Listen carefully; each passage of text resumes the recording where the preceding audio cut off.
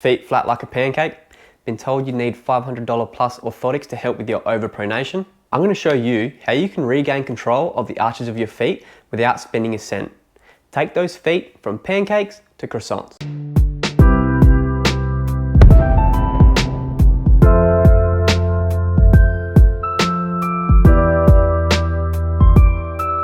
What's going on, guys? It's Vaughn here from Body Elements, and today we're going to be going through flat feet.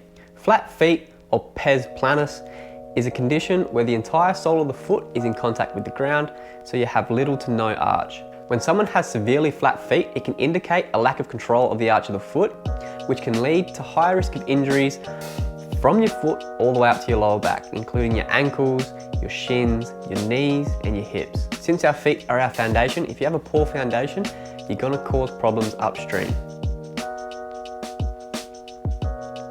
Now, if you've ever been told you have flat feet, generally the first thing you do is go to a podiatrist, the foot doctors. And what they're gonna tell you is, here's some orthotics, they're gonna fix your flat feet, they're gonna fix all your problems, they're magical. But you might be surprised to know that in most cases, these actually aren't helping your feet get stronger in the long term. The same goes for over-supportive shoes, so shoes that are heavily cushioned, have narrow toe boxes, or have some sort of arch support inside them. A common misconception is that feet need support in the form of some sort of orthotic or supportive shoe. Feet don't need support, they actually need the opposite.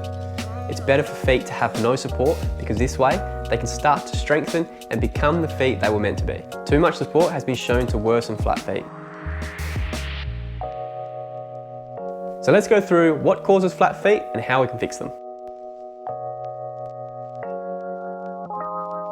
As we've already touched on, the most common causes of flat feet are over-supportive shoes and things that support your feet like orthotics. The extra support causes the feet to get lazy and weak.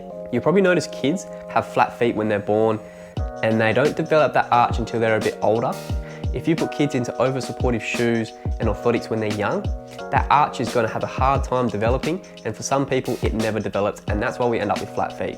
Starting with shoes, if the shoe is too narrow, heavily cushioned and stiff through the sole, it's going to stunt the development of the arch. I'll show you right now how the narrowness of modern shoes can impact our control over the arch of our foot.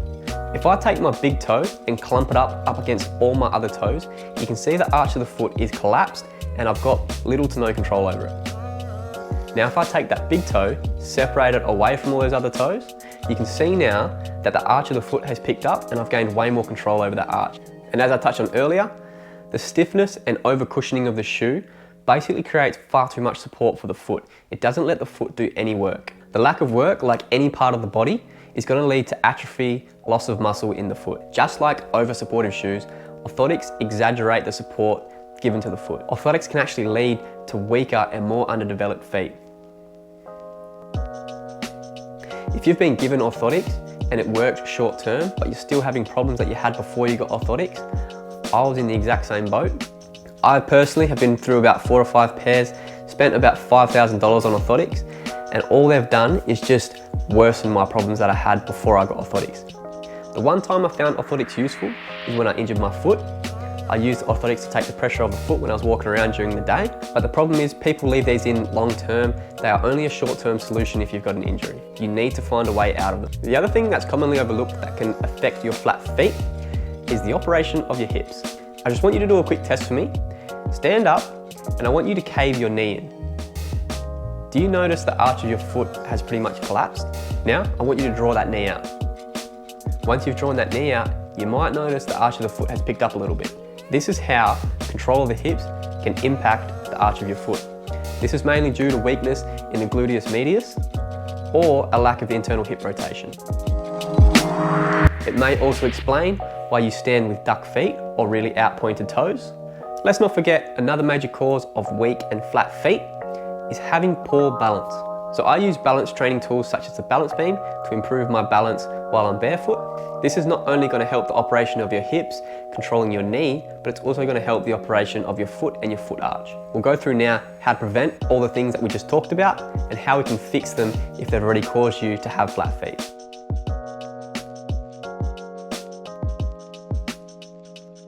The first and most important step to fixing flat feet is minimalist shoe or barefoot living.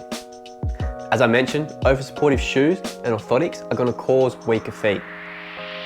So we're going to want to give our feet a chance to do the work. Give them a chance to get stronger and give the body a bit more support. I'll leave a link in the description below of some minimalist shoes that I like. I'm not sponsored by any of them, these are just shoes I like, so it's honest advice. But if you don't want to spend any money, the best way to do it is just go barefoot. If you do go entirely barefoot, you'll learn far more about your body and you'll discover it's about more than just fixing things like flat feet. Now, because we can't just go from being in orthotics and supportive shoes to being barefoot. For example, if you're a runner and you run 10, 20 kilometers a week, you can't just go to running 20 kilometers a week barefoot. You're gonna have to have a transition, and a good way to transition is using transition shoes. The brand of shoe that I like for transitioning is called Ultra. Again, I'll leave a link in the description below. I just like these shoes because they still have cushioning at the bottom, but they don't have heel raisers and they're not stiff, and they also have a nice wide toe box. So they're a little bit in between being barefoot and being in regular shoes and orthotics. Otherwise, you're just going to have to keep using regular shoes and orthotics and slowly wean off of them and move into a more minimalist shoe and barefoot lifestyle. I'm going to leave a little bit of a guideline after we've talked about these things on the pace at which you should transition from being in those supportive shoes and orthotics to being completely barefoot. The next thing we can do is targeted exercises for strengthening the feet, the hips, and increasing mobility through those hips and feet as well. We'll start with the feet. The first foot exercise I like to do are called big toe isolations. What you're doing here is trying to keep the tripod of the foot on the ground, so your three main points of the foot on the ground, and you're just lifting the big toe by itself, keeping all the other toes down. Then you can drop the big toe and try and lift all the other toes up together. Repeat that for 8 to 15 reps.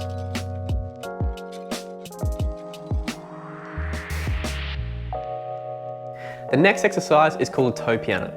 So the toe piano, you're still keeping the tripod of the foot down, and then you're lifting up from the big toe, and then you're trying to follow individually each toe out to your pinky toe, and from there, lowering all those toes from your pinky toe down to your big toe, trying to do them one toe at a time.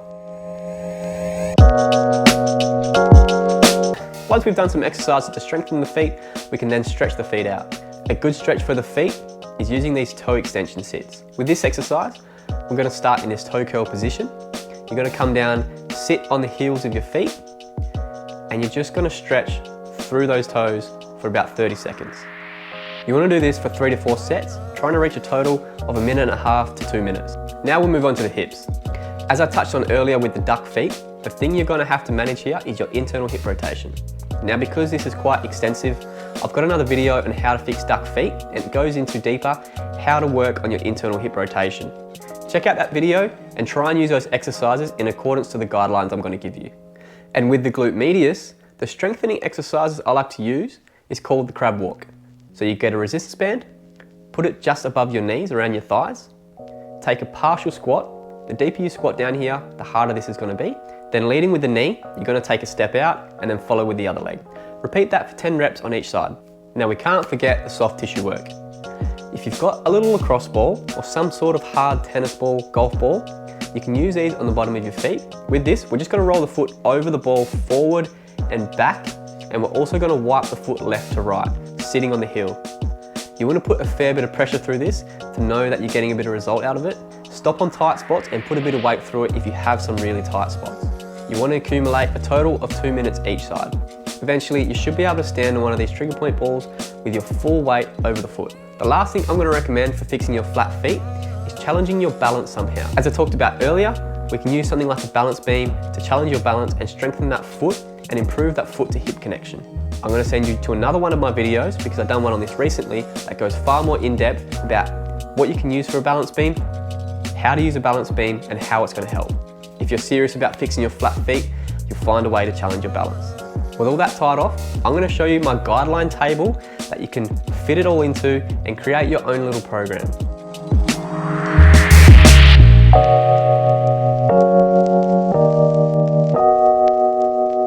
Remember, this table is a guideline. It does not have to be followed to perfection, and you can pick and choose the exercises out of the guidelines that you would like to use. Obviously, if you use all of them, it's going to be of the most benefit to you and the most benefit to fixing your flat feet. I should mention, if you have spent a long time in orthotics and overly supportive shoes, you should work on the conservative side of this guideline. So maybe take a bit more time with some of the exercises and the recommendations for barefoot and minimalist shoe running. If you do already spend a little bit of time barefoot, doing something like martial arts training, or even just walking around your house barefoot, you can probably be a little bit faster with the guideline. Just make sure you listen to your body first and use the guideline second. Let's ditch the orthotics and over-supportive shoes and start building a proper foundation for your body. Thanks for watching this video. I hope you guys liked it. I hope it helps you out.